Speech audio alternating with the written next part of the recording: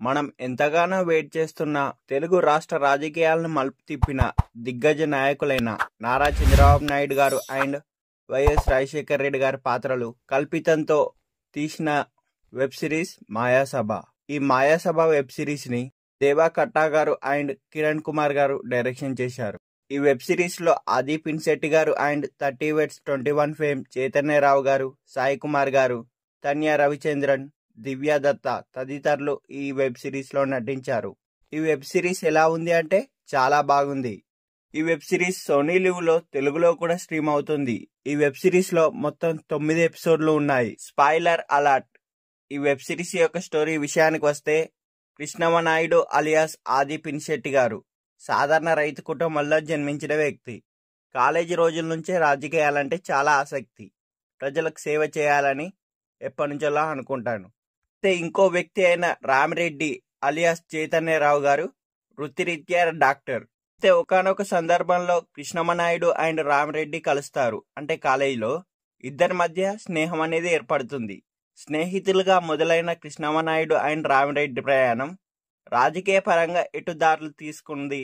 దేశంలో ఎమర్జెన్సీ విధించిన ప్రధాని ఐరావతి బసు అలియాస్ దివ్య దత్త వల్ల, ఆవిడ తీసుకున్న నిర్ణయాల వల్ల ఆంధ్రప్రదేశ్ రాజకీయాల్లో ఎటువంటి మార్పులు వచ్చాయి. అప్పట్లో అగ్ర కథానాయకుడైన రాయపాటి చక్రధర్ రావు అలియాస్ సాయి కుమార్ గారు ఏం చేశారు, ఆయన ఇంటికి కృష్ణమనాయుడు అల్లుడు కావడం వెనుక ఏం జరిగింది, ఆయన ఎలా చక్రం తిప్పాడు, రాష్ట్ర రాజకీయాల్లో ఎవరేం చేశారు అనేది తెలియాలంటే మనం సిరీస్ చూడాల్సిందే. కానీ డైరెక్టర్ దేవా కట్టా గారు మాత్రం ఈ వెబ్ సిరీస్ లోని పాత్రలన్నీ కల్పితమని ఆయన చెప్తున్నాడు.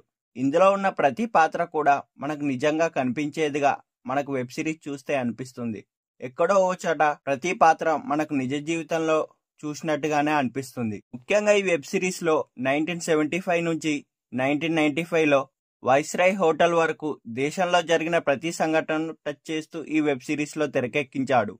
ఎపిసోడ్ వైజ్ గా చూసుకుంటే మొదటి ఎపిసోడ్ నుంచి 3 ఎపిసోడ్ల వరకు రెడ్డి నాయుడు క్యారెక్టర్స్ పరిచయం కోసమే తీసుకున్నాడు. ముఖ్యంగా ఇందులోని మెయిన్ క్యారెక్టర్స్ ని చూస్తే చంద్రబాబు నాయుడు గారు, వైఎస్ రాజశేఖర రెడ్డి గారిని చూసినట్టే అనిపిస్తుంది.